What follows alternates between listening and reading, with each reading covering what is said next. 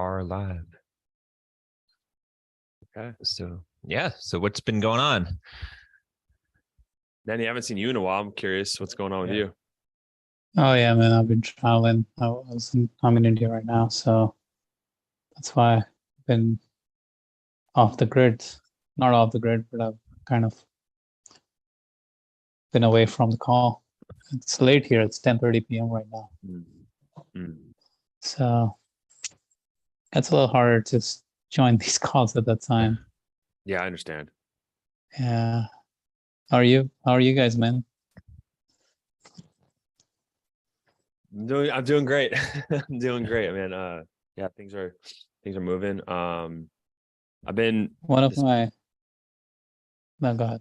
No, yeah, I'm just trying to like rack my brain to think of like what I'm like focusing on or problems I'm trying to solve. And I guess with like the organic stuff for YouTube, I'm just trying to determine, because there's one of our main competitors. His name is I think Jeffrey. I can't say his last name. It's like Sidawan or something like that. He was like the first saving men's marriage space YouTube channel like that got popular. There's a couple other marriage channels in general, but just specifically for men.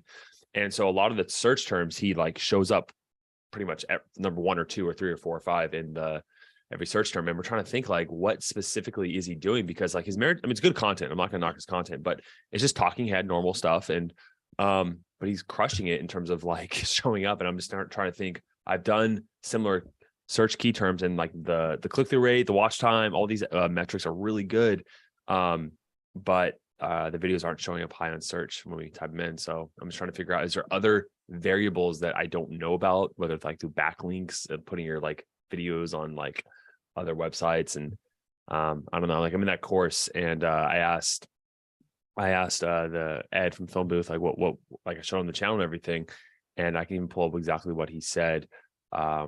But let's see here. So I showed him, and he's like, yeah, he thought one of the main reasons why is because he creates like binge sessions where like so basically a lot of views, like a lot of videos watched per visit, which I think is built up when you have lots of videos just over time, that it increases. And then secondly, his titles are very specific. So that was his answer. I'm not happy with it because I want there to be other reasons why, but I guess that is the case, and I just need to continue on my path and just keep on doing what I'm doing. But I mean, I think the binge thing is probably the most likely, which that other channel, I'm assuming his content is completely focused on saving men's marriage. Yeah, so his videos actually get that have like 100,000 views or more. There's like 3 or 4 of them, and they all have nothing to do with the word husband, wife, or marriage. It's like what did you do when she asked for space? So it's like a spacing thing, which can apply to people in relationships in general, right? So it's more broad. But I guess what I'm saying is that like, if his entire channel, like if the guy has a problem with his marriage, almost all the videos on his channel probably, like he might sit down and binge watch all the videos on that channel, right? Because they're all related to that problem.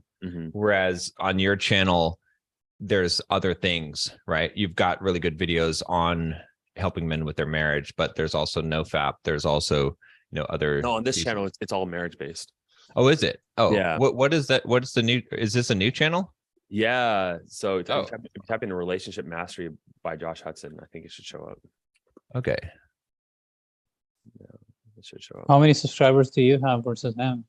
Well, we've had our channel for about 6 months, and we have about I think 2.6 thousand subscribers, and he's had his channel for 4 years, and I think he has like 44,000.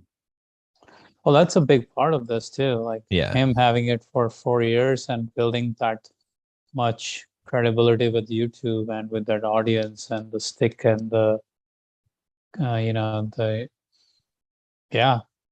there's a lot more credibility in the eyes of Google, in the eyes of YouTube, because that channel's been around and people they've seen the data on that channel for what people like to watch. And yeah, that's a big part of it too, man.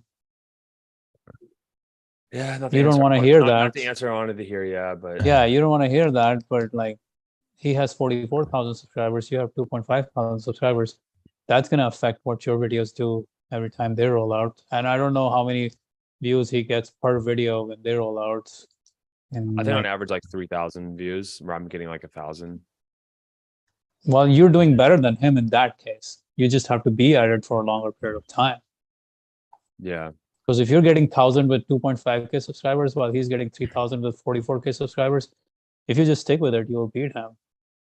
Yeah. Yeah. Yeah. Because he's getting less than 10% of his subscribers too. I think part of the reason why I think it might happen with me too, because like I said before, like this market's really good with like when they're in the buying period, like in searching period, like they're very hot, but you know, they're in that period for only a short amount of time. So like someone who wants to save their marriage, they'll find him, subscribe to him, and then either they get their wife back or, you know, divorce happens and they're like, they're out, they don't care about the videos anymore. Right. So. Right. Yeah. I mean, your videos on the channel are good. I mean, I'm just scanning through. I mean, you need a breakout video that's like that gets like a couple 100,000 views. Yeah. Is what you really need. So it's probably, and my theory was like, just like him, it's gonna be probably like something to do with like taking space or no contact. Like those are the two like biggest keywords in the relationship space that will blow up if you do a good video. What if you made the ultimate video about no contact? Like just looked at everything that's out there, you know, basically made a video that's better than every single video that's out there on it.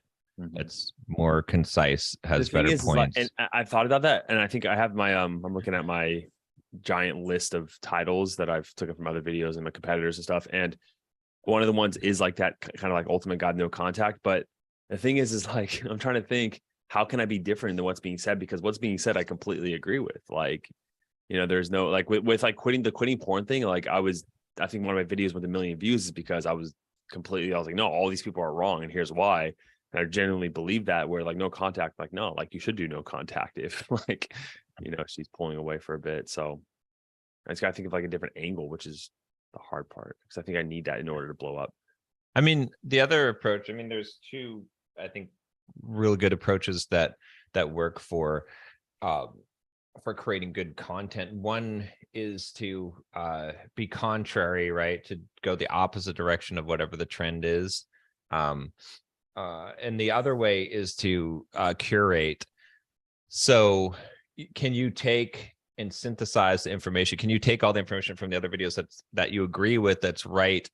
Can you make it more succinct and more clear and easy to understand, and, you know, combine all that information into one place? That's another approach you could take.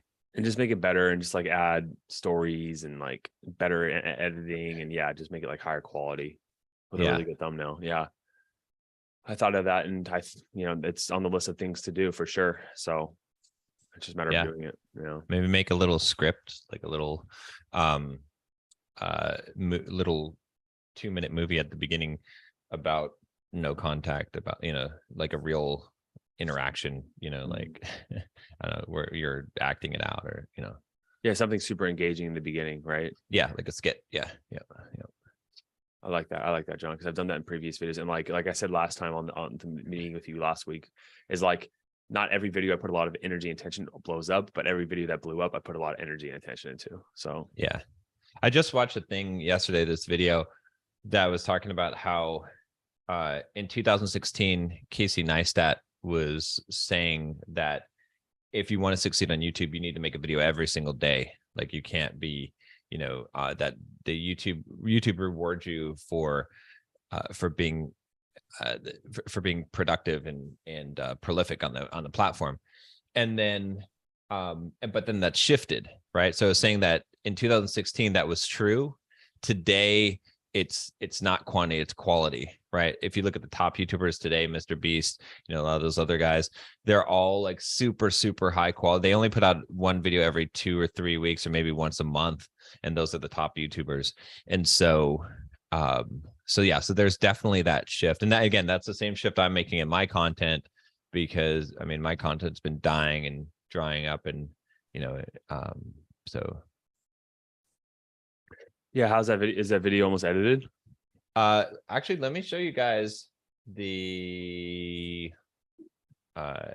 intro. It's still got some ways to go on the edit, but let me show you kind of like the sample intro. Where is this? see what you guys think about this.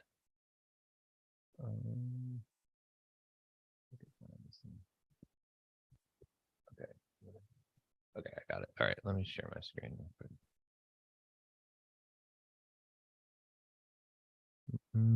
Okay, you can see my Gmail. Yes. All right, let me make sure I got sound turned on here. Should be a thing to turn. Oh, share sound. Okay. All right.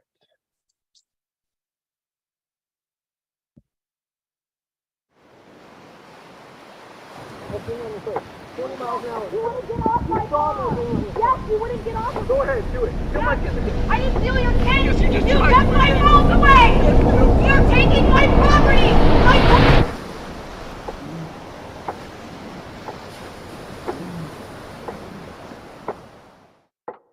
Okay, John. Yeah. I see you. Did the sound work on that? Yeah, freaking Yeah, movie. yeah. Yeah. Yeah, So that's the production. opening. Yeah, so that's the quality level that we're going to be making all the videos at now. And so that's where it's like, you know, I'll be surprised if I don't get 100,000 views on these videos when, you know, I mean, maybe not the first one, but that was kind of my thinking, was like, how can we make it so good that it would be a shock if it didn't get 100,000 views? So yeah, it's entirely scripted out.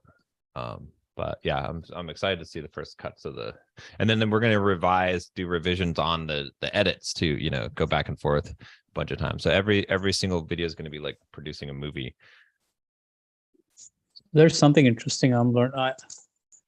I don't know whose turn is and what we're talking about right now, but in terms of like, are we talking about Josh's problem before we move on to the next thing? Because, I mean, I don't care. yeah, because one thing I'm learning from the ad sphere, as we're, you know, testing so much advertising right now, is that the more I'm able to define the exact reality of someone's life, the more it resonates and gets them to all the way to click, to buy, to everything. And to be able to do that is one of the hardest things. To be able to do that and resonate all the way down to their reality, like to describe their reality in a way that really like touches them and says, man, I need a solution for this right now. So being able to, like, what I'm trying to say is, like, I'm coming from the ad world, you guys are coming from the content world, from organic world, but the concept is what I'm trying to think about is like, how can we make it so, like, the details aren't really, so it's one thing to say, hey, are you procrastinating? It's a very broad question. It's just generic. It's kind of like dry. Right. If I go into more like, hey, so today, 7 a.m., maybe you had a project you were planning to do. Did you get started at 7, or were you like 7 to 7:05, you were checking YouTube, 7:05 to 7:07, you were checking email, and 7:07 to 7:13, you were checking Slack. And then 7:17 to 7:24, you were checking Skype. And then maybe you felt like, oh, I need some coffee before you finally got to that project. You see, there's a big difference between saying, are you procrastinating versus what I described. What I described is something most people can associate with. But when I say, do you procrastinate? A lot of people will say, no, I'm actually okay on that front. So describing someone's reality to that level of detail gets in their brain. And literally on my ad, I have so many comments. People are like, dude, get out of my office. You're in my brain. Things like that. Like those are the ads that truly resonate. And those are the videos that truly, like that's the kind of content that truly resonates when you get to that level of detail, but when you get to that level of reality in someone's life, rather than saying, are you procrastinating or are you unproductive, which is really dry, which has no value, you can go to that level of detail in their life. So that's interesting, Manny, because like I was thinking that the other day, I was writing a script for a video and I was like, I basically wrote a generic and I was like, what if I made it more specific? Like, you know, your wife is this, is that. But then I thought I'd be alienating people who didn't have that exact reality, right? Because like, I was like, you wake up to your 2 kids and it's like, Yeah, although everyone with 2 kids, the person watching is like, well, I'm married to her, but I don't have kids. So like, would they stop watching? So that's why I want to be more generic at times. So they'll put themselves in that. But that's here's interesting. The thing. Yeah. Here's the thing. Take this to one level deeper. Okay, you don't want to tell them. You don't want to ask them, are you procrastinating, or tell them about how they procrastinate. You want to show them so they feel it, right? So think of it this way. All right, what does a good author do in a book or in a movie, right? The character does not tell a bad author does this. You hear the character's voice in their head and it tells you, when I was 3, this happened, blah, blah, blah. This is why I'm like this. Or they give you the backstory, right? That's bad writing. Good writing is that the dialogue and the movie itself or the plot itself unveils the history of the character, so that you don't, a bad author describes a character. She had blonde hair, she was 5'8", and she has a really bad temper, and she, all these things. A good author lets you discover that by how other people are interacting with that character and how she's acting, so that they're not telling you, right? So how does this apply, right? Good example, right? Last night, Nicole was watching TikTok, and there was this TikTok that came on. Let me see. There's an equivalent one. Let me show you this real quick. I'll share my screen again.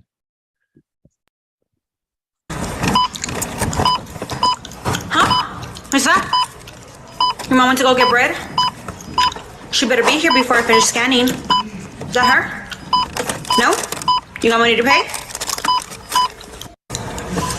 But, there was a different one. Same concept, right? Someone could make a TikTok and be like, hey, don't you hate it? Like, they could be a talking head. They'd be like, don't you hate it when your mom used to leave you in line? And then it's like, it felt like the grocer was just speeding up the checkout process. Then you're nervous because you're like, shit, is she going to come back in time? Right. That would get 0 views. Right. But making them actually feel it without having to say all that stuff. And so I think it's the same thing with YouTube video, with ad, with anything, where if you can not describe their situation, but make them feel their situation, that's because they can't argue against that. See, if you ask people, do you struggle with being productive? They'll be like, no, right? A lot of people will say no. But if you paint the picture, which a lot of your ads do, right? Because I see the ones where you stack it up, right? And it's like, now they can't, now they're like, oh yeah, that feels just like me, right? And then that clicks. So I think it's the same thing. Like I said, whether we're doing an ad or we're doing a YouTube video, is in fact, what I'm working on with a lot of my new script is I'm going to write the whole script out, right? And then I'm going to take chunks of the script. I'm going to say, what parts of the script can I eliminate the text completely and just show it instead, make them feel it, create a scene. I want to communicate this point. Can I communicate this point in a visual, in some dialogue between 2 characters, in a clip from a movie? How can I communicate this feeling instead of actually saying it? Because if I say it, they're going to deny it. They're going to fight it. It's like you get in through the back door, by doing it that way. Yeah, and there's a really interesting. But to your point, and to build on what you said, John, and to your point, Josh, if you're avoiding specificity because you're thinking that someone else is not going to resonate with it, you're doing a big disservice. You should actually go be specific, because it doesn't matter, because the person who is listening, when you write an ad that talks to one person, there's like 100 people who will resonate with the same pain, even if it's not their exact situation. But if it's written for everyone, it's written for no one. So when you try to be generic with that script, it doesn't really appeal to anyone. But when you're precise, not everyone, like if I show you my ad, nobody's going to be like, yeah, that's exactly my day. Nobody says that. But they all say, yeah, that's exactly how my day goes. Right. It's not like, oh, I checked 13 minutes of YouTube and 7 minutes of email and 5 minutes of Slack. That's not what they say. But what they're saying is, effectively, this is how my life is right now. What you're describing is the pain I'm going through. The pain that you're describing through the scene is my pain too. So whether that person has 2 kids or 5 kids, the pain that person is going through as a result of that is the pain that must be described in as much detail as possible. You're selling the Right. pain, not the Exactly. solution. And to sell the pain, you must describe the pain.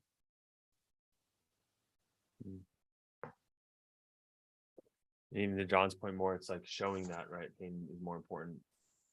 Right. Exactly. But showing is the hard part. Describing it is much easier in many ways. Showing, if you have good if you have good cinematography, or you have that, I don't know what all it takes to be able to show that. Maybe in writing terms, John, you can tell us how that would be different. Well, look at just the intro that I just showed you guys, right? There's no words, but you get the point. Yeah, but that's what I'm saying. Like that's, yeah, that is harder work. It is. In a It sense, is. being able to put it all together. Yeah. But if you can do that, that's where it will strike people. That's where they'll move, because people make decisions out of emotion. Yep. Emotion moves them. We talk out of logic.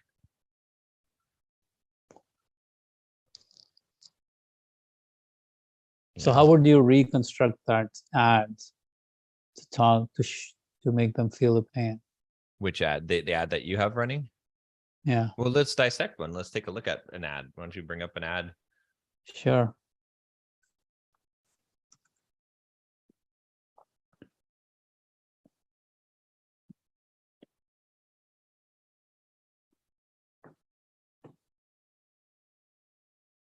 By the way, Josh, you guys still running a lot of traffic? Paid media? Yeah, Facebook has picked up. YouTube's definitely gone down, but Facebook has picked up a bit, so we kind of balanced out a little bit. So How much are you guys spending right now? I don't know the exact amount we're spending, to be honest. I think I told you Marco's ahead of that, but I think we're spending more than normal. Like our margins are less than normal, but yeah.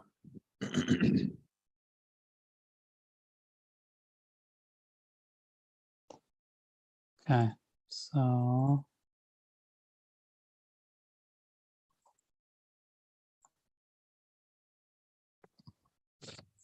there we go.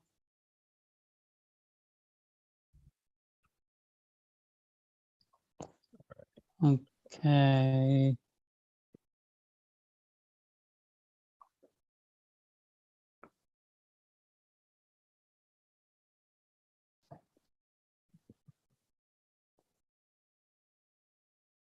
Yeah, this is the one I see on Instagram all the time. Yeah, this is basically, it's got 83 comments, 51 shares, and over like 400 likes. So it's basically taken a life of its own now. So here it is. Or maybe you should watch the video before you read the whole thing, because it probably makes it easier.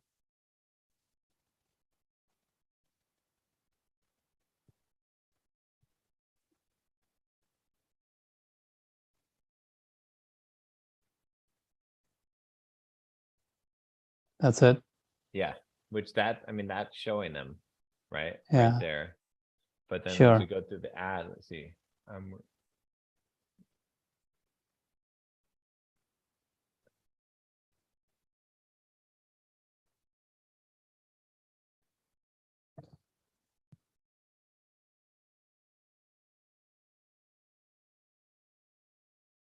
I get so much heat for this line. You wouldn't give 37 bucks to a homeless person. Dude, there's so many people who hate it. Like they'll literally like on that, they'll like, why wouldn't you give 37 bucks to a homeless person? I'm like, dude, you're giving 37 bucks to a homeless person every single day. Like, where are you living? Like, what's going on here? But people hate, man. There's so much hate on that. Like, they're like, if you're reading this right now, you should go give 37 bucks to a homeless person this minute right now. And someone else was like, I think the whole agenda of this ad is not to sell productivity, but to tell people to not give money to homeless people. It's a subtle message. I'm like, wow, this is like another level of craziness here. I mean, like, you see those people going after Mr. Beast because like how he did like Cure the Blind. Like, there's always going to be haters, man. You know what I mean? Yeah, no, it's good. Like it creates a lot more like Yeah. interaction in the ad, creates more fun for everyone. But Mhm. I didn't realize this would get that much. Like this one line would create so much drama for people. Which you could hit on that too. I mean, you could basically turn that around and be like, right now, if you're burning up this $37, that's $37 you could be giving to a homeless person. Yeah, that's true. That's true. That's Yeah. one way to say it.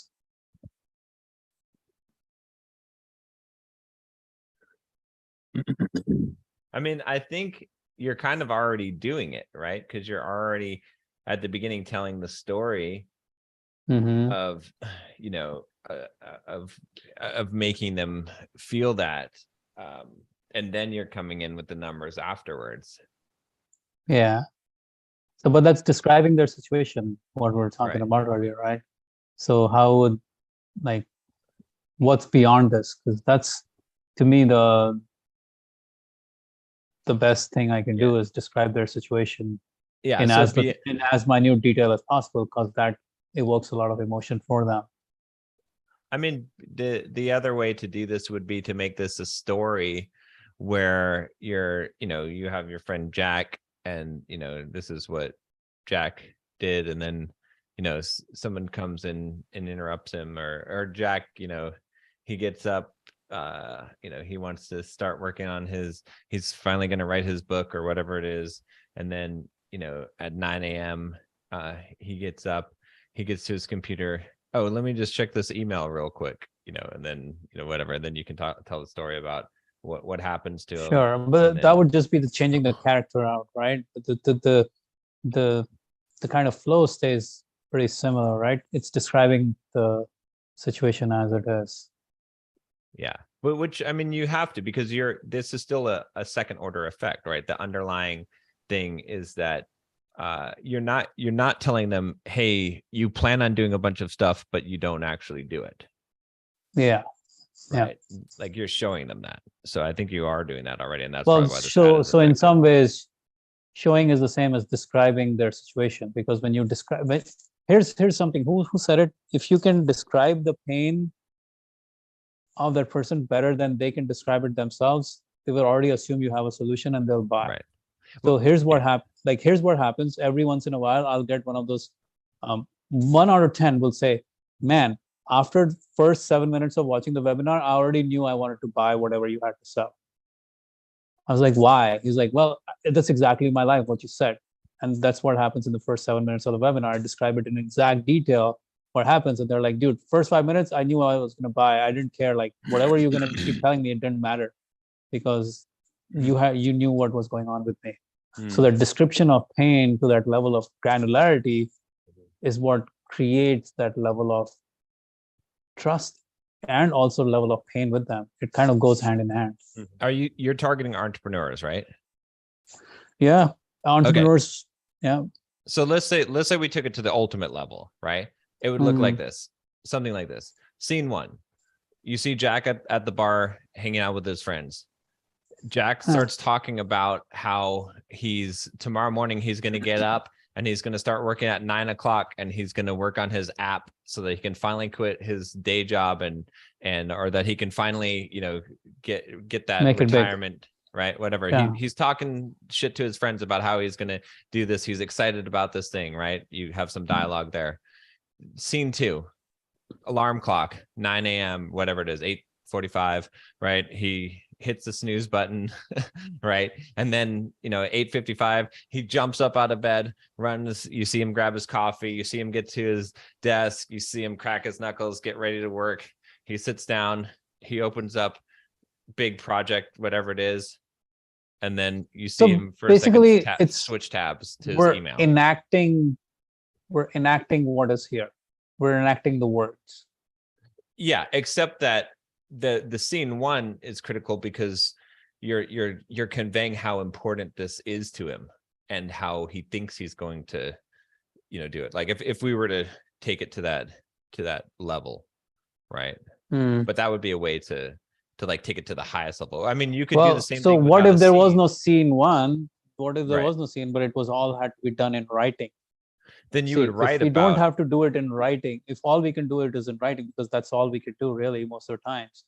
The video part isn't really as important as the writing part is what I am thinking right now. right. Yeah, the video is important, but the writing is what creates everything that happens in the video, right? Because the video by itself, yeah, I 100% like production is important, but the writing behind the production is what makes the production so valuable. Right. So you could describe the same thing by writing that as a story. I mean, to be honest, like Manny, like one of my top ads for Dopamine Discipline was me telling a story and then having scenes acted out. Like that was one of my top ads. Like, and it was, yeah, it was like, it was telling my story about like one of my biggest relapses and what happened and how that caused me to go, you know, make this whole entire program, go to grad school, I mean, and like do all those things. And like, I was like acting it out with my ex and like we did scenes and like, yeah, it was, and that was my best perform, like the number 3 top best performing ad. So, I mean, it takes a lot of energy and effort and like and work, you know, it does. But I think that's why it does better. If I had more time, I would have written a shorter letter, right? Like that kind of, Yeah, like, can you condense the entire thing into one? Well, which you've done a lot of this, right? Because can you condense, you know, a page into one image, right? That one guy that I was telling you guys about, Dan Coe, he's gotten really good at that. That's why he became so popular, is because his daily posts, like, or his weekly posts, are graphics that he comes up that distills big things into a small graphic. Like in his Instagram posts? Yeah. Got it. Yeah. But yeah, but I think, you know, you're already doing a lot of that in this, and that's why, you know, because you're not just describing the problem, right? You're showing the problem. What's the difference between describing the problem and showing? That's what I meant when I said like describe the problem as in like exactly what's happening. You're telling it exactly as it's happening, because Right, when but you can tell it exactly as it's happening, that is the closest to their truth. But you're kind of at the beginning of that ad telling a story of what's happening, right? You're showing what's happening. I'm describing their workday. Right, which is showing the problem instead of just describing the problem. The problem is, hey, you know, you go to sit down at your desk and you can't get your work done. You're not as productive as you think you are. You get distracted by a bunch of things. That's the boring way to tell that. But if you say 9 a.m., you do this, that happens, this happens, that's more of, you know, you're not, it's not a meta level where you're talking about the problem, you're showing it. I'm trying to distinguish between describing it and showing it, because I feel like by describing the pain, describing the problem exactly as it is how I end up showing it, is in my mind, is what I'm thinking right now. Okay. Here, let's break it down from a simpler example. Let's say that you're trying to describe what it's like to go through the heartbreak of a breakup, right? You could say, and it's devastating. I feel like this, like, you know, this happens that you think, you know, could I have done things different? You know, all, like, you could talk about all those things, right?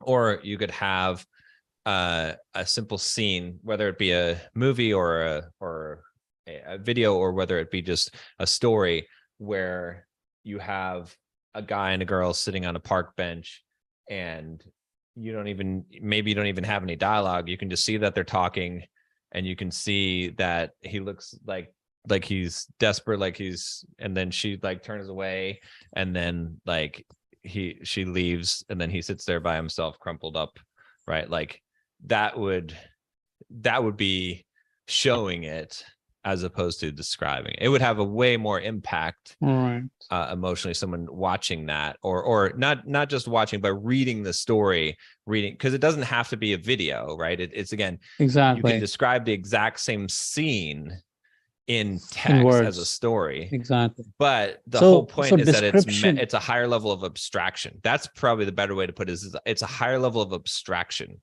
right? Because you're not operating at the level of the language and describing the thoughts and feelings. You're operating at one level above that. Well, Because if I tell you my thoughts and feelings, it's specific to me. If I show you a scene or show you something that evokes emotion in you, now you feel your own thoughts or feelings, which you so can that's why I'm relate to. saying describing a difference. situation is the key there, right?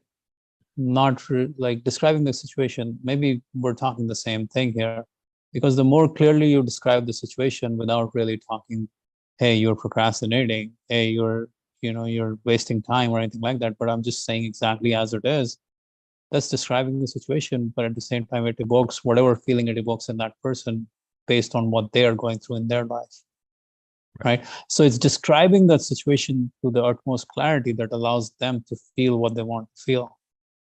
Well, and what you want them to feel. So another way to do this, if you zoomed out, would be to look at the whole bigger picture. You've got this character, Jack. He has these ambitions in his life that you talk about, whatever it is, he wants to, whatever. And then you describe in a story how 10 years of his life goes by with him waking up in the morning thinking he's going to get his work done, but something always comes up and he never gets that book written. And then, something happens, and then, 10 years have passed and he's, like where the person's like feels the fear of shit, this is me, like this could happen to me, like I'm Jack, Again, you'd have to flesh out all the details of that, but that's kind of the idea. It's like now people are connected to this character who they relate themselves to, and now it's real for them.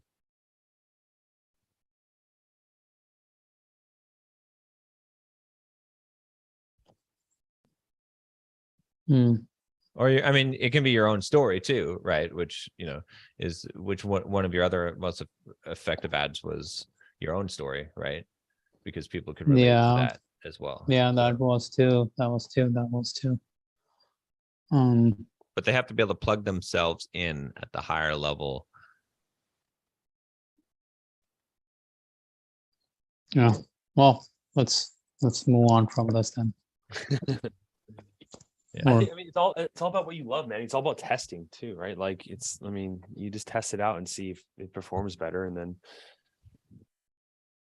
yes, and I agree. It's all about testing, but then testing with a better framework in mind hopefully will get you better results rather than just testing and throwing it out there. And I know, the more you can clarify the framework and the thinking behind the test, hopefully you get better data. Absolutely. I just definitely agree. I don't know, I'm biased, but I definitely agree with John on this one because I've seen it work for myself a lot. Think about it too. Here's another good way of thinking about this, right? Movie adaptations from books. The book, like a book, let's take I don't know, like a book like Dune or whatever kind of the book might be like a 600-page book, which would take you, if you were to read that book, it might take you 30 hours of reading time, but it's condensed into a 2-hour movie. Right? Why? You couldn't do that except that you're doing it in a totally different mechanism. You're painting the picture as opposed to describing the things. But yeah. Mm-hmm. Yeah. I think what I was trying to figure out was in words, if there was any difference in the way you would approach it. But yeah, I get it. If it's in cinema, if the difference is because it's in video versus in words, then it makes sense what you're saying, right? But in words, could it be a different positioning or a different way of putting it? That's what I'm trying to get at. Yeah, it is. I think, again, coming down to the very, very basic, most simple level, let's say that you wanted to convey one simple point, which is that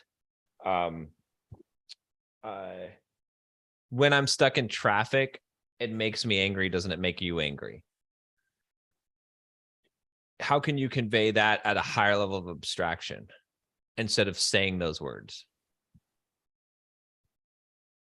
You could still write. You don't need a movie. No, but that's what I'm asking. Like for that ad that I showed you, how could it have been written in a way that would be more along the lines of what you're saying compared to what it is today? Written, not cinematized. Well, yeah, but what I'm saying is that you have to go one level up of abstraction. Like if we took that So example. what is that? What is that one level of abstraction from that ad? Like, well, but that's why I'm using a more simple case. The one that is a simple case, right? What I presented to you is a very simple case of use case of someone who's wasting their life away. 37 minutes at a time. That now you're getting to it. Can you make the story of someone who's wasting their life away 37 minutes of their at a time? Like that was impactful, right? So the story of a person who's doing that, what does it look like in their life? What does it look like in their relationships?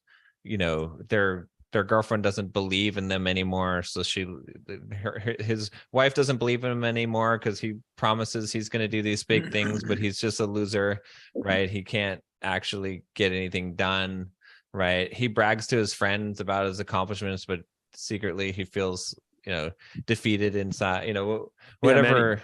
In my mind, what I'm thinking right now is like, if you read the book, The Slight Edge by Jeff Olson. Mm-hmm. Yeah. So like combining that concept with just like what someone tells themselves in their narrative in their head when they just want to take 5 minutes to watch a video, just 5 minutes or just this one video. And then you show a way of compounding that over time and then connecting all that compounded time, right? The compound effect negatively with why they don't have what they want in life and why the people who have success in life are able to not take those 5 minutes and see it's a huge deal. Those 5 minutes compounded over time. You see what I mean? And like you can start off by saying it's just 5 minutes, right? And then you can show other examples too of like when 5 minutes like was a huge difference and a huge margin of like things happening, right? Like I mean, like if we were gonna do a commercial, which I know you wouldn't do probably, but like it's just 5 minutes, and then you show a guy like running and he's late for something that he missed last second, or like someone like showing up to the like it's like they're trying to see their childbirth and they're 5 minutes late in traffic, right? And it's like they miss their childbirth and these magical moments, and like those little minutes matter. And so it's like at the end of the day, like saying just 5 minutes for this video, it's a huge deal. And if you can convey that somehow in the ad, it's like, fuck, you're right. Like I'm wasting my life away by like these little 5-10 minute things that I'm just like procrastinating on. But really it's like I'm wasting my whole life because it's compounded over time. And and I think that's because what Josh is describing, if you think about it, like if you look at ads that you see, professional ads on television, right? Super Bowl ads, stuff like that. Are they ever telling you, describing the problem? No, they're making a point. Like, like that could be an ad, like 5 minutes, 5 minutes isn't a big deal, but then there's all these counterexamples that show why 5 minutes is a big deal. And then that creates that feeling. And then that's all you really need to get them interested in the next step. Mm-hmm, mm-hmm. Interesting. Good. Well, I'm going to go do some thinking on this. So yeah, thank you. Yeah. I would say like, in order to do this, like if I was thinking about the steps of how to do this, I would take the ad that you've got. I would say, what is the feeling I'm trying to convey? What do I want to make this person feel? And then I would go and write a whole story, like a movie script, a video script for that, of what it would look like, the scenes and everything. And then I would take that and say, now if I had to make this movie script into an actual book, like a story, how could I cut it down and make it into that? And then that's your ad. Because that's going to get you that transformation. Because you almost have to think like, well, a good author anyway, that writes a book, what do? They paint a picture in your head.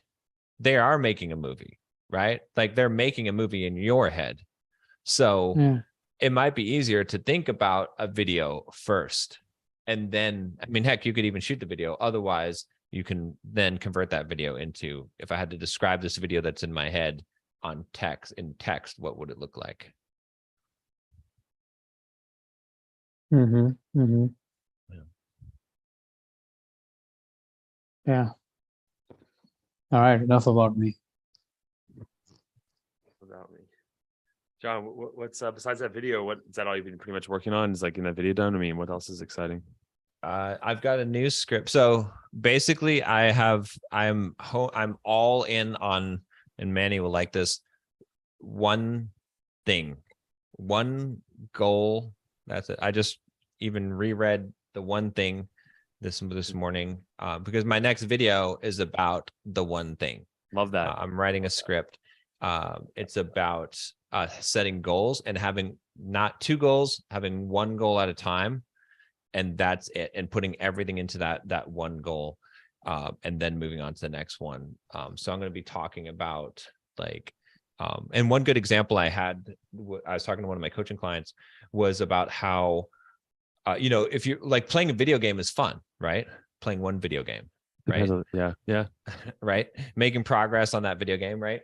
But imagine if you had to try and play 10 video games at the same time and make progress in all of them. It would now become work and stress, right? It wouldn't be fun anymore. But that's what we're doing in our lives. And that's why our lives are miserable. But how much joy comes from just doing one thing? Just focusing on one thing, right? I'm so excited about making these YouTube videos now because I'm just focusing. I'm forgetting about all the other stuff, right? It's much of the other stuff. I mean, there's some basic stuff I have to do, but aside from that, I'm just doing that. No other projects, saying no to everything else. Okay. Yeah. And I have a clear, definite goal. I know what I need to do. Right? I have the time to do it. I don't have to rush this out. However long it takes to make a video, that's how long it takes to make a video. There's no rush on this because the goal is not a timeline. It's a specific, it's to create the thing. And then again, the other part of this too is the top down versus bottom up approach to business, right? So the top down approach says, hey, how can I grow my revenue for Bulldog Mindset? Well, I can make my landing pages better, improve my email marketing, improve my conversion rates, create more products, create better videos. I can do there's 50 different things I could do in the business. And what I've been doing for the last 3 years is working on all of those things, right? Little pieces of things this here, little tiny projects are hurrying this thing out the door, right? And so at the best in a year of doing that, I could really hope to maybe increase my revenue by 25%. Maybe a little bit more, but I think that's a realistic goal. If I can make YouTube videos, right? If I accomplish my goal right now from the bottom up, if I just get the skill of making YouTube videos to get 100,000 views or more per video, I'll easily triple my revenue in my business because I'll 10x my leads. And if I 10x my leads, I will triple my revenue, right? At least it might be more, but it's conservative, right? So by working from the bottom up and picking what some people would say is an arbitrary goal, I'm going to achieve so much of a better result, and it'll be more fun getting there. And then after I accomplish that one, then I'll look and I'll say, okay, well, what's the next thing that I'm going to do, right? Which will be part what's effective in the business, but part what seems like fun, right? And that's how I'm going to decide where to go next. So that's the big breakthrough I've had. And what I've found out, what I've realized about that is that transcends niching down. It doesn't, because you know what? If I'm creating videos that are really cool, that I'm really excited about, people will be excited about them. They're not going to care if one video is talking about divorce and one video is talking about setting goals and another video is talking about, how to build an audience-based business, right? They're not going to care about that. The people are going to connect, and I'm going to reach so many more people that I'm going to be able to grow the business and go the direction that I want with it. So that's kind of the big revelation that I've had, which has been a huge relief off my shoulders. And part of that too, what I realized, which kind of lessons I'm going to be putting in that video, is there's kind of two ways to approach this working on one thing. One is to get stuff off your plate, right? Which you should do, right? That never works. Well, you should try to do it like as much as you can. Yeah. Like shutdowns, projects, stop doing stuff, right? You know, but that won't get you there because it could take you 3 months just to get to that point, and you'll never. It can take you a lifetime to do elimination. Right. But so elimination is one. The other aspect is blocking time, is focus blocks, right? Is focusing and saying, hey, I'm just doing one thing, so you don't have to worry about other things. It's just saying it's working on what's urgent instead of what's important instead of what's urgent, right? So saying, all right, like when I wrote my books, right? I had a bunch of other stuff going on, but I said, you know what? Every single day, the first thing I'm going to do is write this book for 3 or 4 hours. And that's what I did. And so that became my one thing, even though that other stuff, you know, I eliminated some of the other stuff, obviously, in order to, but I didn't need to make space for it because I said, this is what's going to happen. And then everything else is going to work around this. You know, the big, putting in the big pebbles first before the small pebbles. So yeah, so that's been my big, huge kind of revelation is that, and I think that shifts the way that I look at everything. And I've been doing that with all my coaching now. I've been taking all my coaching clients and been like, all right, we're getting rid of everything. You can pick one goal at a time. That's it. Focus all your effort towards the one goal. Because I don't think I can do that, John. I mean, correct me if I'm wrong. I could tell you like all the things I have to do, but like I really don't think I can do that. That's what I said, but why don't you think you can do it? I mean, like, so right now it's like I've been like working on like developing a protocol for our coaches to upgrade clients, you know, and that's very important for the back end offer and to continue like getting higher lifetime customer value. I'm also ahead of like creating the YouTube videos, right, organically and through the ads, all the creative.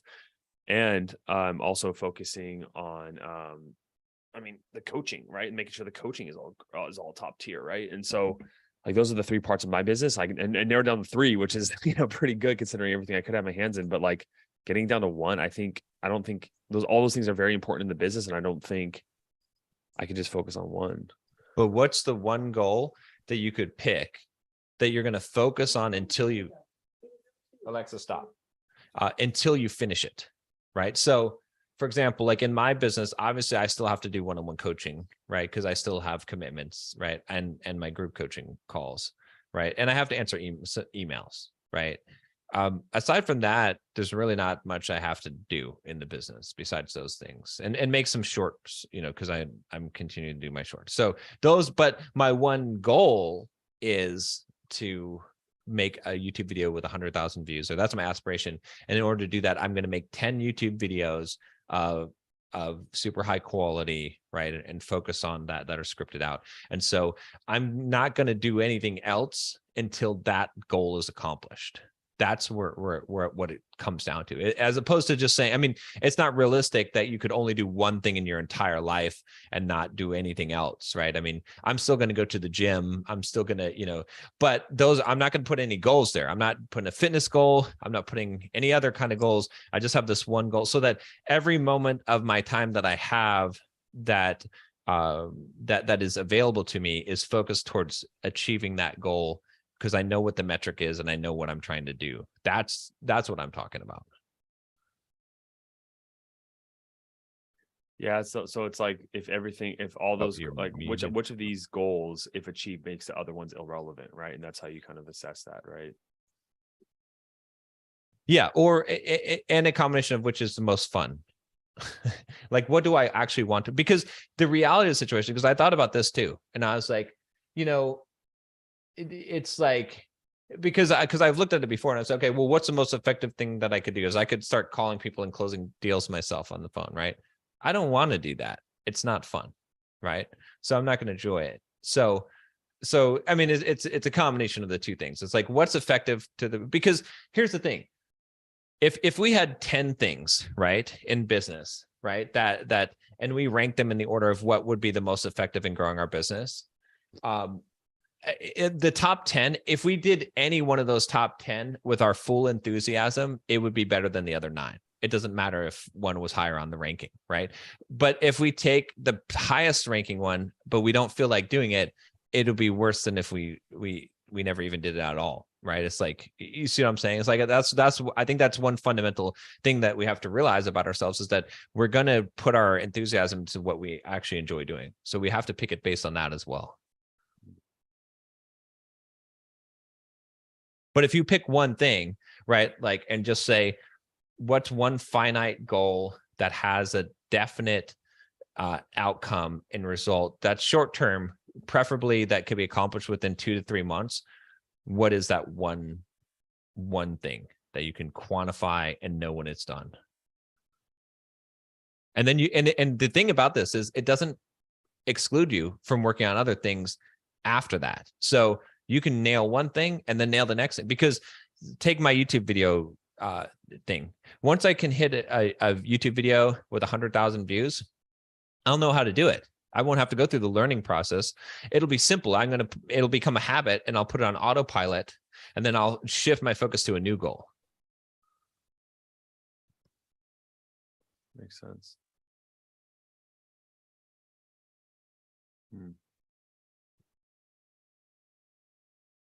But yeah, that's been my big revelation.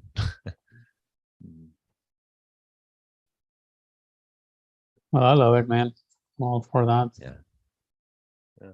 I'm so is your video being posted Sunday or next week or the new video? Yeah.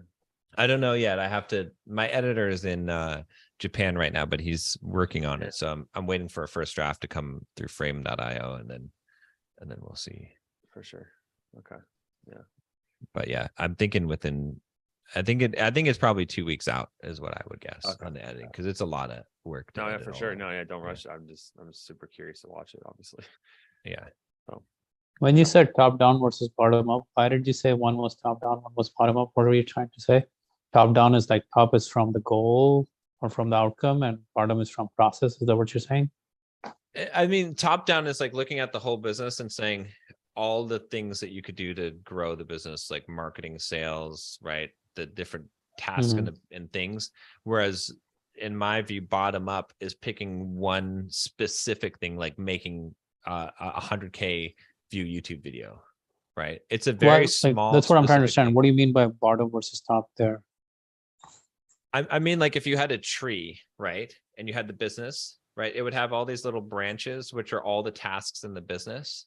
And so instead of trying to improve a bunch of these tasks and bring up, the metric of the business, pick one small little tiny leaf and focus on making that on a goal on making that leaf. Or maybe more like pick the root.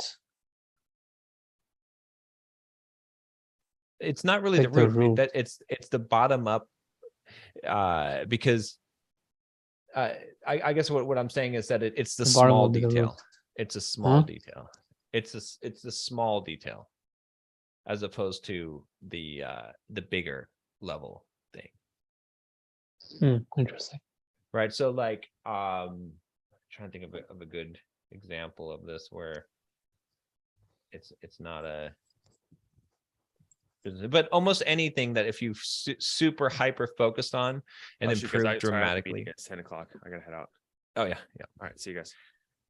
But I think anything that if you super highly focused on, you would see exceptional results, because when you super highly focus on a thing, I think the thing is like you get 100x results instead of 50% increases, and that's the key, right? So if you took any aspect of your business, right, and just focus on just making some kind of really high goal, a 10x goal in that one specific thing, that's the idea. How much would that impact things, right? So if we said like, it's almost like a KPI, it's almost like OKRs, right? It's like, it's the same concept behind it, because let's say that you said you were going to work on nothing, like you're just going to work on webinar retention rate. And for the next month, all you're going to do is focus every single ounce of effort on raising your webinar retention rate from, not retention rate, but show up rate from, let's say, 30% to 50%, right? That 20% gain would, even if you were just, it's going to give you more than just 20% gain. Because in order for you to do that, you're going to have to improve a whole bunch of other stuff, which is going to have a second order and third order effects in your entire business because your messaging will be better. You know, however you end up solving that problem, if you just hyper focus on that problem, it would affect other areas. Yeah. But that's what I've been thinking about lately. And the same thing with my coaching clients is like, let's just focus on just the one. Yeah, focus on one thing. goal. That's like, Yeah. I'm all for like totally 100% with you on that one. Like, don't try to do too many things. Because one of the things I'm doing right now, my goal this month is to get 100 FocusBox customers from ads. Okay. 100. That means almost 3.5 a day. Now, see, So the only thing I don't like about that. So one thing I'm going to talk about in that video too is like aspiration goal process, right? So I would call that an aspiration because you don't have direct control over getting 100, but you can make a goal. We don't have direct. Yeah, we don't have a direct. Right. Yeah, you're right about that. We don't have direct control over it, but it's a outcome-based goal. It's not a process-based goal. Right. But the thing is, if we don't drive ourselves towards that goal, so there's an interesting discussion here. If I don't drive ourselves towards that goal, it's easy to get lost in the minutia of day-to-day things that are happening to the point where like this is just okay. Yeah, ads are going fine. Yeah, we're spending more, $400 or $500 a day, $600 a day. Cool, keep doing it. You know, we get a couple of new customers a day. On 1 or 2, maybe 3, depends on the day. And it doesn't really like, yeah, there's a plenty of other things to do in the business. Like one of the things we need to do is roll out a new website, roll out the community, roll out a circle community and this and that. It's like so many other things. But unless I just say, okay, we're going to machine the system so well that we will be able to get 100 clients in the next one in this month, it's just going to be something that we're going to keep putting off for, growth for another week, another month, another 2 months. But let's say it's 100, okay, is the aspiration. So I have this thing called aspiration goal process, right? So aspiration is the thing like getting 100 clients or getting a YouTube video with 100K views or getting 100,000 YouTube subscribers or making $1 million in a year, right? Those are all aspirations. Yeah. Why? Because they're not in your direct control.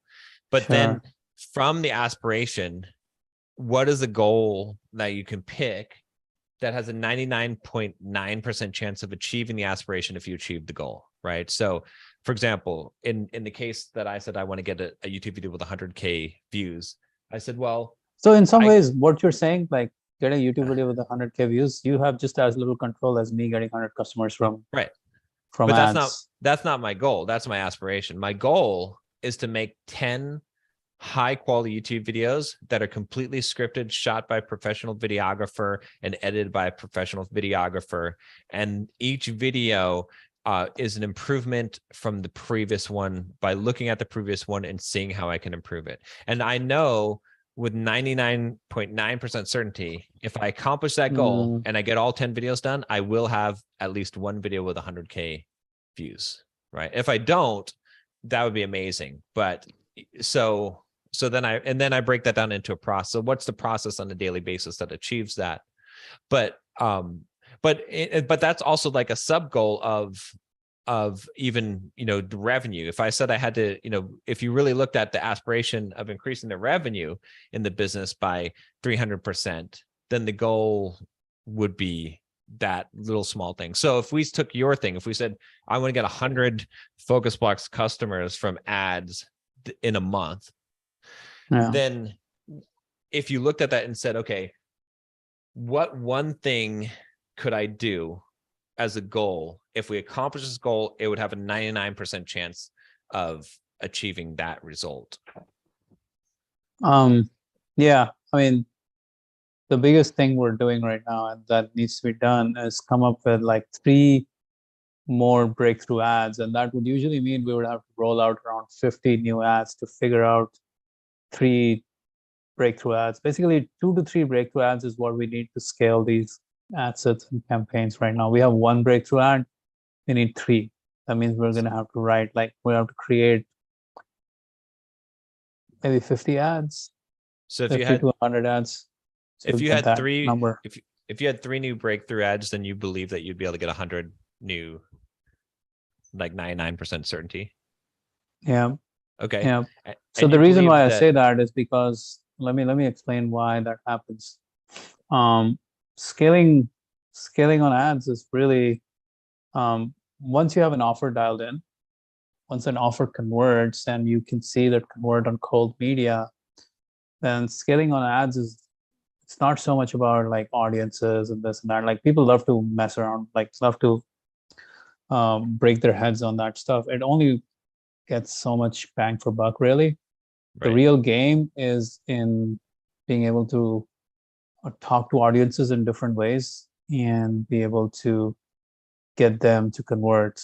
And that means one ad cannot scale big numbers, right? One ad is hard to scale to big numbers to like $1,000, $2,000, $5,000 a day. You need 2 to 3 ads to get to that ad spend, basically. It makes sense. It's like you have an ad that sells vanilla ice cream. It appeals to people who like vanilla ice cream. Now you need to add Exactly. on its own, you can't reach the whole market. But if you have a chocolate ice cream ad and a strawberry ice cream ad, then there you go. Exactly. That's how the ad game is. Yep, 100%. So then we could break that down, right? If your goal is to get 3 breakthrough ads is still a aspiration, but then the goal, if you know that doing 50 new ads of high quality will get you the 3 breakthroughs, then the process becomes you've got 30 days, right? So it becomes 25 days. So then you've got to do 5 ads per day. Realistically, 2 ads per day, 2 to 3 ads per day. Yeah, 50 to 75. 50 ads would hopefully get us there, but 100 ads would probably get us there. Right. So, I mean, you've got to put a buffer in there. So you have to focus on trying to get, like, I think a good actual process goal would be to do 4 new ads per day. And that's all you work on. You forget about everything else until you get your 4 ads done every day. After you did your 4 ads, then you handle email, then you handle other administrative tasks, but you focus on making 4 ads every single day. Yeah, I see what you're saying now. Yeah, that makes sense, what you're saying.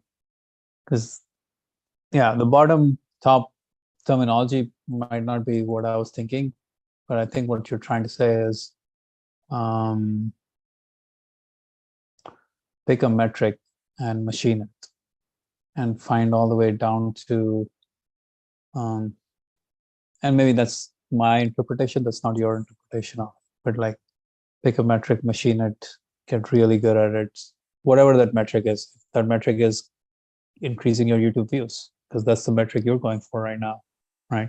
Your metric is 100K YouTube views and not 10K YouTube views or 20K YouTube views. So machine that metric and get it to the next level in whatever way you can. And it's almost like the actual goal doesn't even really matter. It only matters that you've picked something and that you have a focus towards it and that it will create some kind of improvement in your life or your business. Because if you do that, you will make a definite improvement, which it's like building blocks that you're standing on now, right? Because once you've hit that level, then you're never going below that level again. It's true. Because if you can get those, you can start hitting 100K YouTube views, and you can start to scale in a different manner compared to what you guys are doing right now. And yeah, same here. If we get like 3 breakthrough ads, 3 or 4 breakthrough ads, we can basically have, we could be spending like $5,000 a day, no problem. Yeah. At that, because ours is a very broad appeal product, even though we talk to entrepreneurs. How's the promotion doing, by the way? So we have 9 sales, I think, right now. That's Which isn't, I would have wanted more. Like, I'm kind of disappointed. But the problem with the webinar compared to like a sales page is that the sales, it takes time. Yeah. Because people will watch the webinar, then they'll be in the email sequence, and then they'll buy. So sometimes it can take a few days for them to buy, and they don't buy right away. Yeah. So even though they have come off of like that, you guys did the emailing and they've come off and they've registered for the webinar, there's still work to be done to get them to buy. Yeah. So that emailing is still going on. So there so I might can, be more like- coming down the pipe then. yeah. So I'll give you kind of the bigger breakdown of how these numbers are Hey, stacking up right now. if we get 10 sales, it pays for my marketing officer for the month. So Yay. then he earns his salary. So Oh, that's good. I'm pretty sure we'll hit that number. That should not be a problem because this sale ends midnight February 6th. So we have 3 more days okay, yeah. from our side of email. Yeah. You guys are done with the emailing, but we still have that email going on. Because our sale is different from your sale. What I mean is, you just said the training is going away. We're saying the sale is going away. So it's different Right. things. Exactly. Yeah. Yeah. So we had 315 registrants, 233 attendees, Uh-huh. 74% attendance ratio, 37% saw the CTA, and 9 people bought. So from the people, 37% saw CTA. So what really effectively we had is 90 people not 90, 100 people who saw the CTA and 9 people bought. So 10% conversion on the webinar. I would like it to be a little bit higher. I would like it to be right around like 15%, just because that's, when you have high trust, you should be able to get that. So we'll see. We still have. We only hit the February Bulldog 3, Mindset 4. list, right? Or did we hit Simple Programmer list too? I think it's both. Okay. Yeah. Let me check with. I think it's both. We got 315 registrants, right? So we had 1,000 hits, 1,000 clicks. No, maybe somewhere a little bit above 1,000 clicks. Which I don't know what the numbers are you guys see typically on number of clicks or something. 1,600 clicks, 313 registrants. So 20% on-page conversion. Yeah. I was hoping we'd do better, but 9 is where we're at right now. So hopefully in the next few days we'll get to at least 15. That's my hope. Yeah. I mean, that's not bad. That's Yeah. How much do you guys do in a typical week of emailing when you're doing your typical promotions? Because these days we haven't run a promotion in a long time. Yeah, it's like nothing. It's like, I mean, this is better than anything that we've seen lately. So Oh, good. Like, well, I'm happy. I was worried. I was like, damn it, we didn't do as well as I would have liked. So especially at this price point, because $1,000 price point is a pretty high price point. So yeah. $1,000 price point. That's the one thing I learned, when we're talking about this top bottom. I still don't know if that's the word.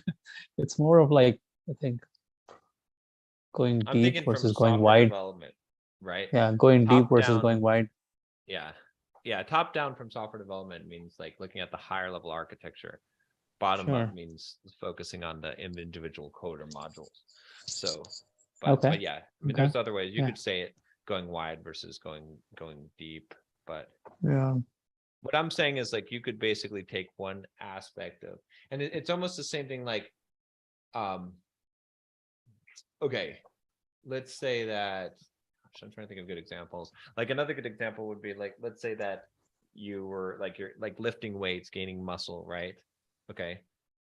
If you just picked one metric and you just said, all right, I'm just going to focus on increasing my bench press as much as possible.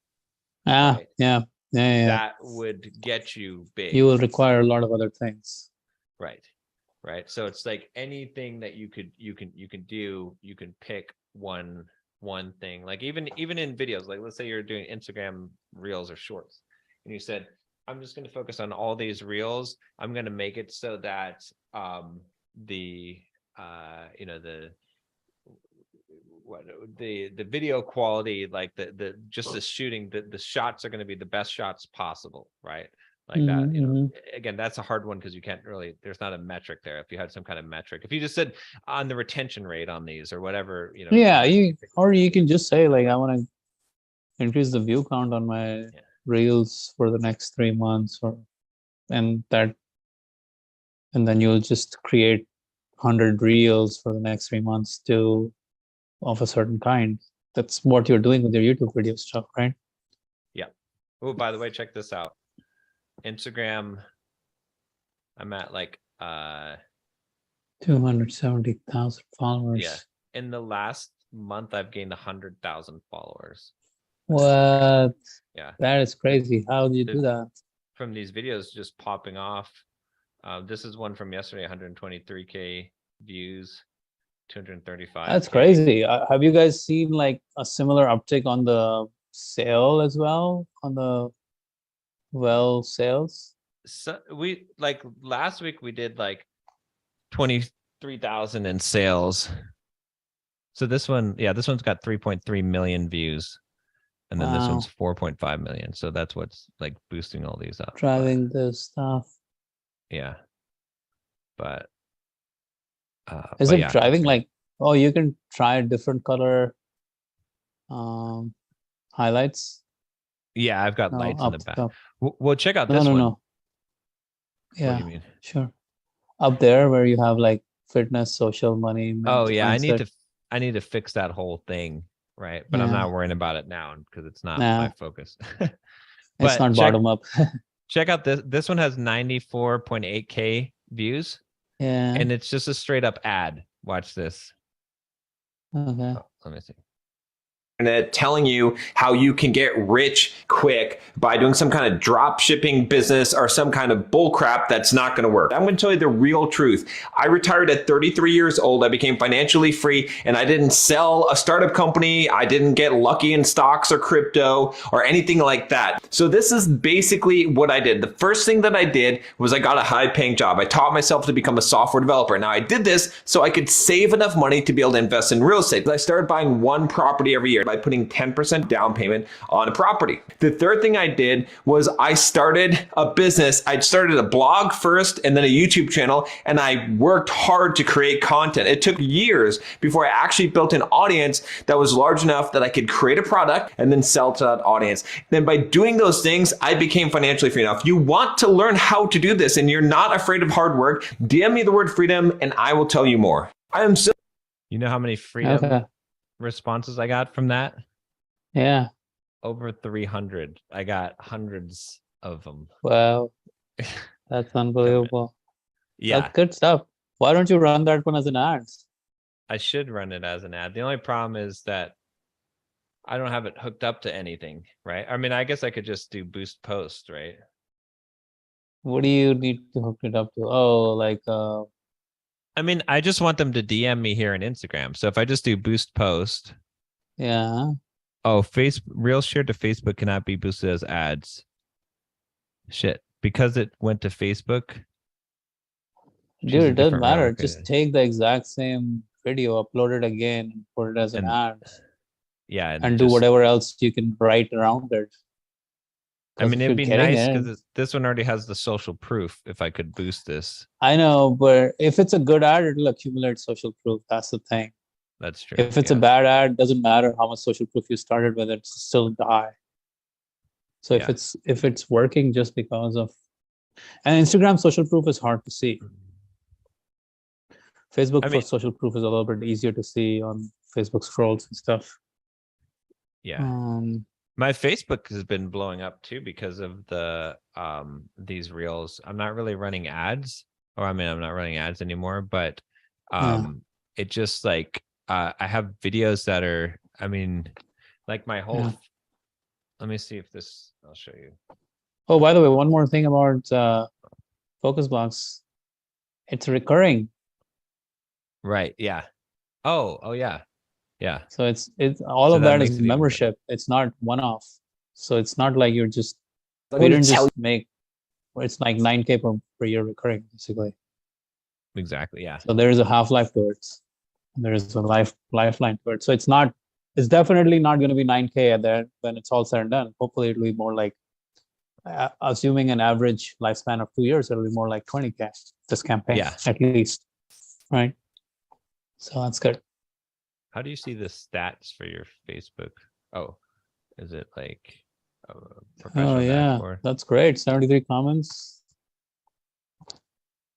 50 shares, Posts 100 reached shares. What was it? 2 point, That's great. almost 3 million posts reached in the last 28 days. 25,000 followers. New followers much- 9,000. That's pretty good reach. Like, how much are you making from this? It's I don't know. It's hard to say because people are messaging How many sales me. are you getting from this? I don't know how much from Facebook because people are messaging me and then we don't know, But Facebook, Instagram combined, like, how much did you guys do in the last month? I mean, we only did this has been blowing up lately. We did like 20K last week, 20 something K last week. So, but it seems to have dried up now, even though there's. But what about like the last 1 month when you were running all of these things? If you look at last 1 month, the last how much you month? guys- I think January, when I ran the numbers, I think the well program was about 30K. total sales. Yeah. So it wasn't huge. It was probably like, net profit. So, no, probably 30K. Yeah. Total sales, maybe a little bit more. Yeah. So, But I mean, you're Facebook getting a lot of grows. good exposure, but that's not always converting to the sale, right? Yeah, exactly. Yeah. And you got to check out this. I really need, Well, it's- I feel like I really need eventually to do what you're doing and just do a webinar funnel as opposed to sales guys and closing on the phone, and then just drop the price down a little bit. Because I think that it'll be more effective having a $2,000 price point with, maybe a 3-pay $2,000 price point rather than maybe something like a $1,000 down payment and then 2 payments of $500. I think. Well, 2,000 people are willing to pay anyways. 2,000 is not a problem on a webinar. You can that's work true. at 2,000. Yeah, but I think 2,000 then is not a problem. I can get all these people into the funnel where they get through the webinar, where I feel like I'm losing because I'm getting tons of exposure, but I'm losing so many people. Yeah. I mean, with that level of exposure, man, shit, Because people millions have of to be views handled, right now. yeah, there have to And be handled 300 one-on-one. Yeah, 300 DMs. That's a lot Yeah, for it to not convert enough, right? Because 300 DMs didn't convert. If you got 30,000 from that, that's should be a lot more, right? 300 DMs, Yeah. maybe not. I don't know what's the typical conversion on these DMs, but if it's inbound, it is pretty valuable. it's just hard to track all this stuff when it's coming in through DMs like that, So, Yeah, it's because with that level of exposure, you should probably just get into 6 figures consistently just from that program, right? yeah. But again, this points out the example that I was talking about, right? So I can tackle this problem by trying to optimize that funnel and trying to rework the sales and whatever and product and stuff. Or I can just make YouTube videos that get 100K views. And sure, this is sloppy, but once I accomplish that and I have an extra 100K per month coming in, then I can very easily tackle the problem of, plus I'll have all the traffic, which will give me all the testing data that I need in order to set up an A/B test and create a more optimized funnel, which could be the next project. Yeah. That's like, it's more or less kind of, we're approaching it from different perspectives in many ways, because different perspectives as in like we're doing different things, but we're trying to machine. We're kind of taking the approach of machining that one thing that will make all the difference in the business. Because I think for a long time last year, I spent entire year last year, more or less, like 6 months of last year were spent just on figuring out the Focus Box webinar. You probably remember me talking about Yeah. it again and again, again and again and again. And now it's gotten to the point where the machine just works. Like we Yeah. just feed it people and like don't have to do Yeah. anything beyond that point, right?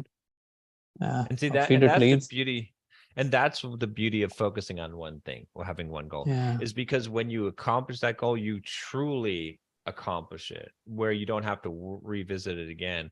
It's like what I've been doing in business for the last 5 years, or maybe 3 years or whatever, is like building a scaffolding and then having to constantly repair it as it's breaking, right? While I'm trying to work on this next thing.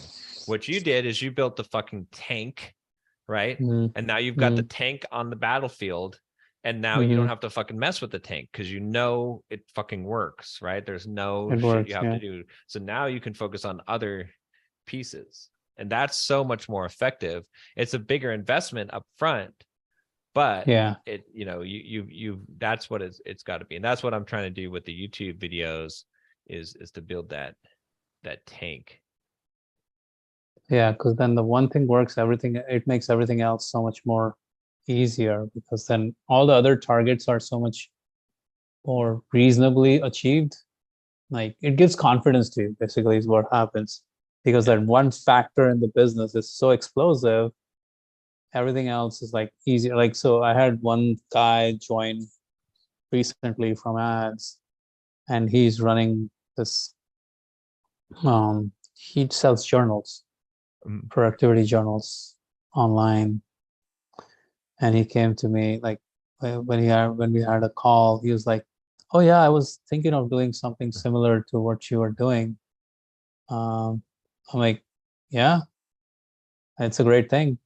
He's like, yeah, but you know, you already have it working. I'm like, yeah.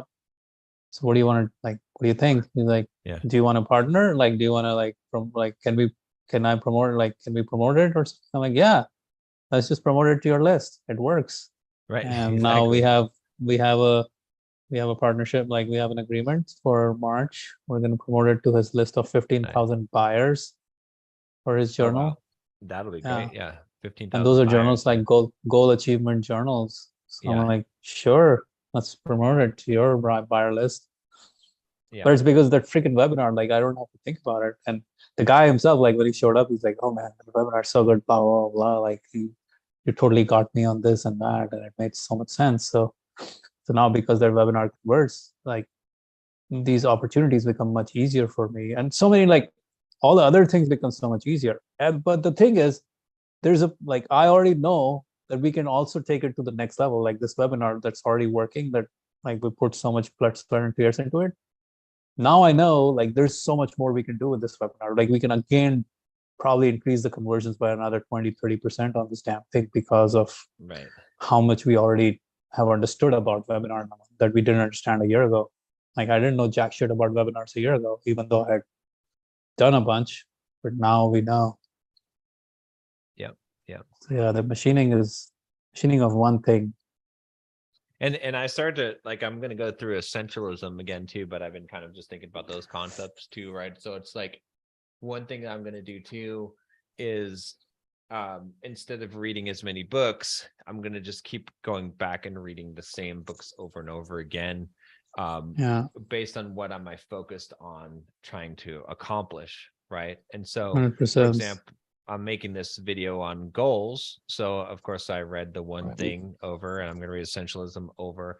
I'm going to look for any other kind of good books on goals and just focus on that and listen to them over and over.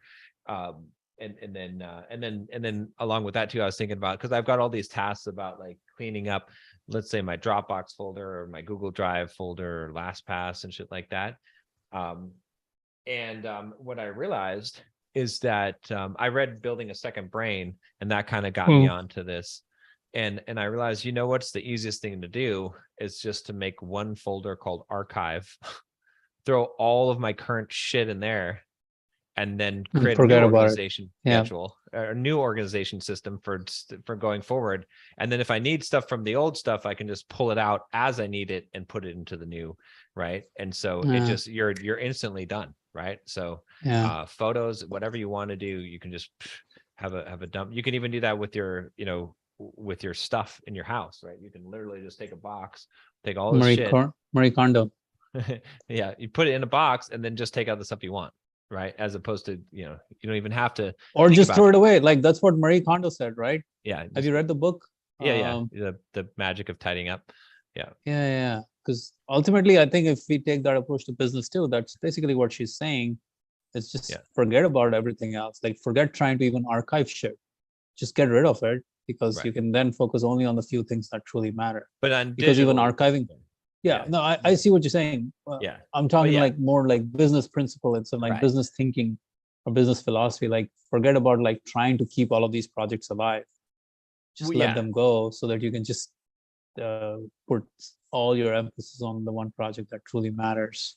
Well, I was thinking about that too, just with the business, right? So that's what I was thinking about this morning when I was running. I was like, you know what? Because I've thought about like redesigning the website and like, organizing a lot of the business stuff and the opt-ins and funnels and shit like that. And I thought, I don't even need to do all that shit. You know what I can do? I can literally just archive all of it and start over, create a brand new clean website That's with what I'm doing. brand new clean opt-ins. And Yeah. then if I need to like grab some stuff from the old, I could, or I can put 301 redirects for if there's links out there that are existing. And then, Yeah. and that's it. Don't even have to worry about all the documents, all the files, whatever, archive. That's it. And just pull the stuff as you need it, Yeah. and have Yeah. it I mean, totally clean. what was I going to say? It was along the same lines of what you're saying. Basically, you don't necessarily need to go into like, oh, yeah. And I found I just hired a web development agency. A simple, like, not a web development agency, but someone to do the branding work because Yeah. I am terrible at branding and I'm not a creative guy. So I finally figured out I'm not going to do branding for my business. That's just not use of my time. So I got someone outside to do branding. Yeah. Right. Because I don't have to do that. Yeah. And talking about like creating that simplicity or finding that one thing that basically it's finding that one thing that will make everything else irrelevant is what you're saying, is what we're talking about right now. Yeah. In the business and from different perspectives, because you can machine all of these different perspectives again and again and again. It's like a circular thing. You find the one thing, you make it really good, and then you can again come back to it because you've machined one thing, then you machine the next thing, then you can again machine the first thing again and the second thing, and before you know it, that machine feeds you a lot of good stuff over a period of time. But when we allow ourselves to be distracted with like 5 different machines, nothing works. Exactly. Yeah. Or nothing gets clean enough for it to be scaled.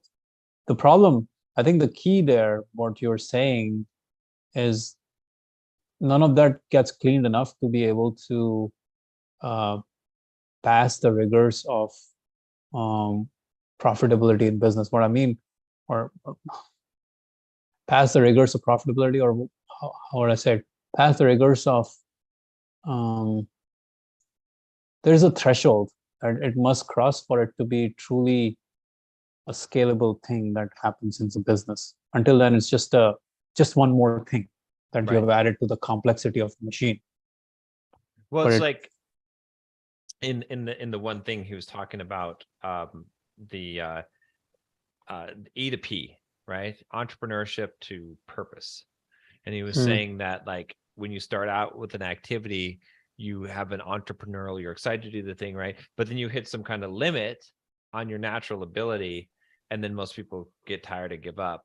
But if you think about a purpose, like purposefully, hitting that goal, then you look at what the industry does and what other people are doing, and you set a standard by that, which stretches you above your goal, like where you would your natural limit. And so it's the same thing, like, I want to have a webinar that has a conversion rate of X%. That's the standard. That's the thing that you're driving towards. Not he said it was the difference between doing your best and doing the best it could be. Right. And most people stop at doing their best. They say, well, that's the best I can do. But if you have a bigger vision of what the best it could be is, then it forces you to grow in order to reach it. Yeah. Because their definition of quote unquote best is not really quantified clearly most of the times. Right.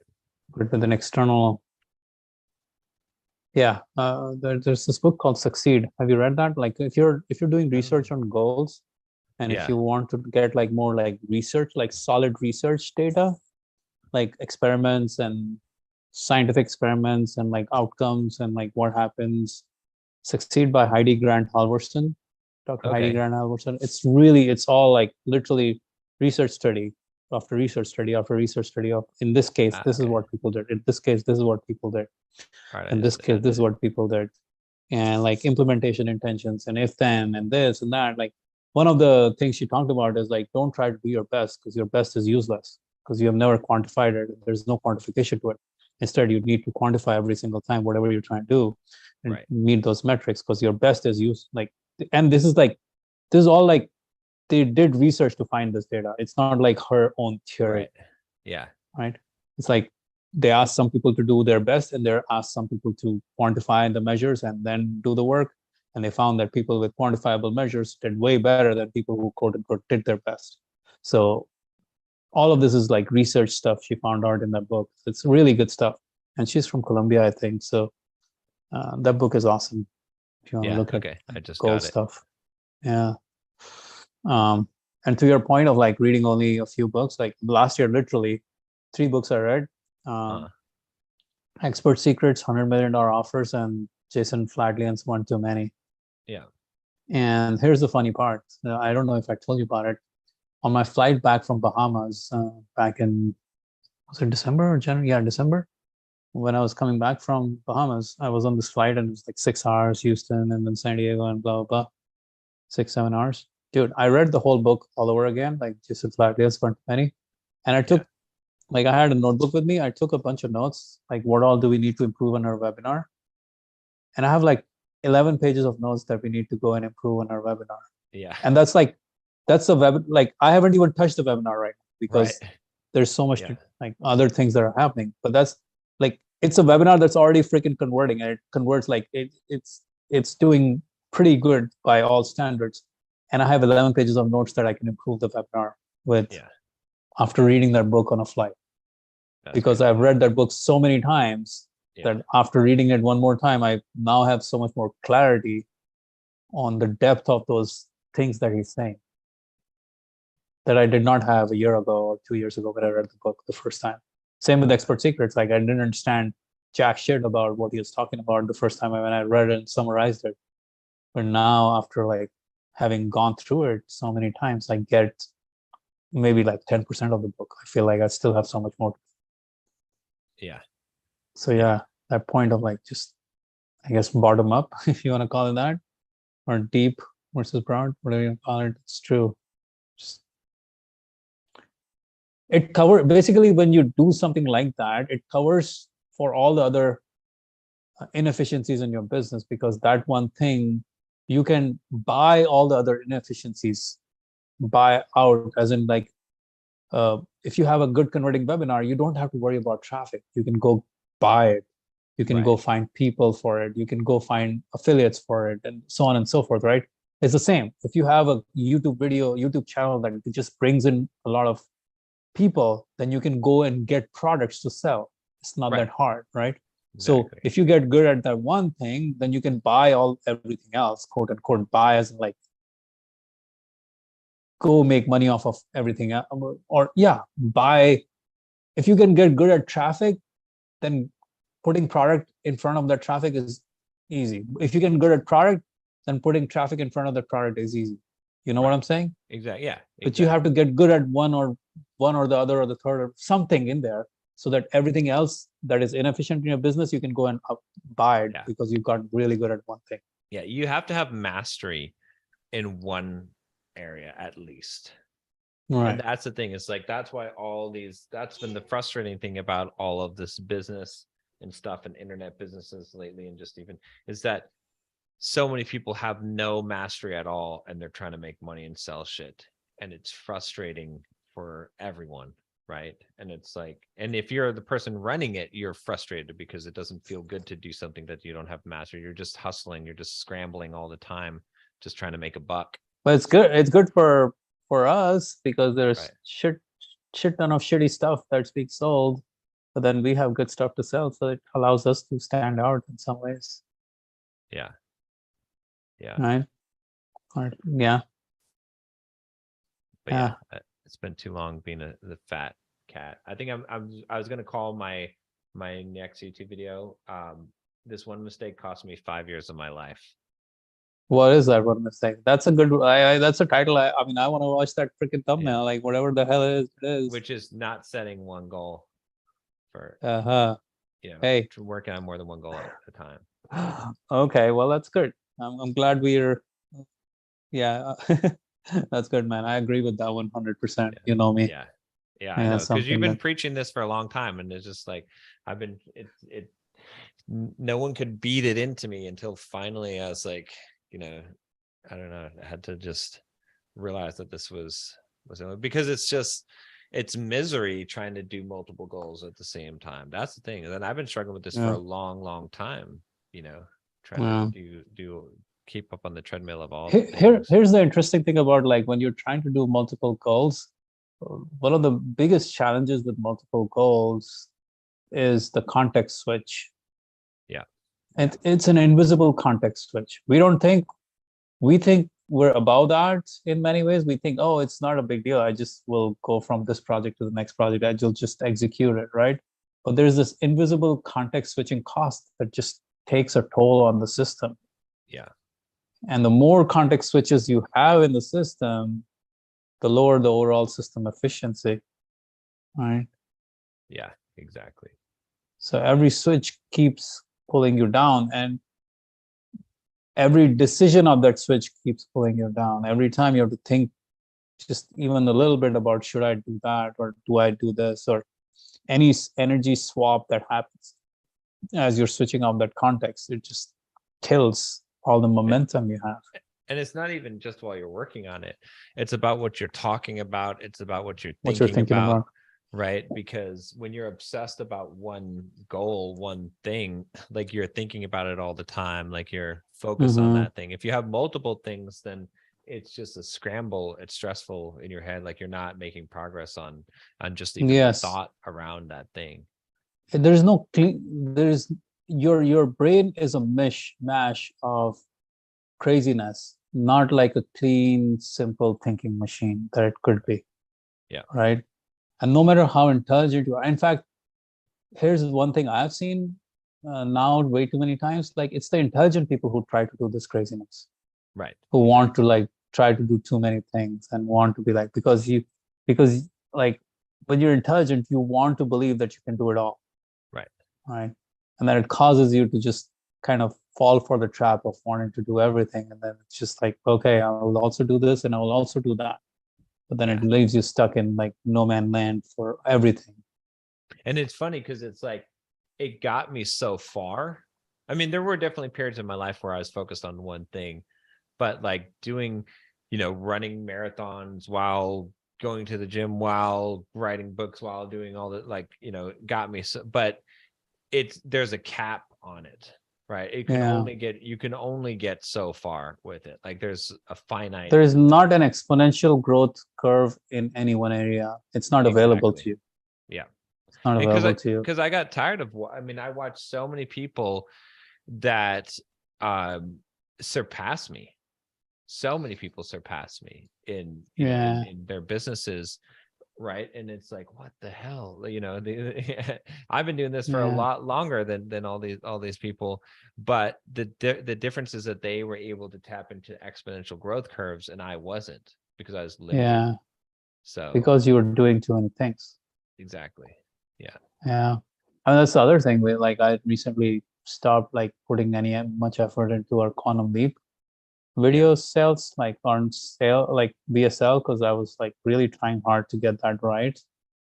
Now we just tack it on top on behind our focus blocks onboarding, and it just works fine. Yeah, and that's good enough. It doesn't have to be. That's good enough.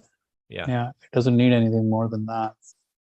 And it's because if I can just machine that machine, this is just so much simpler than trying to create that machine. Yeah. Right.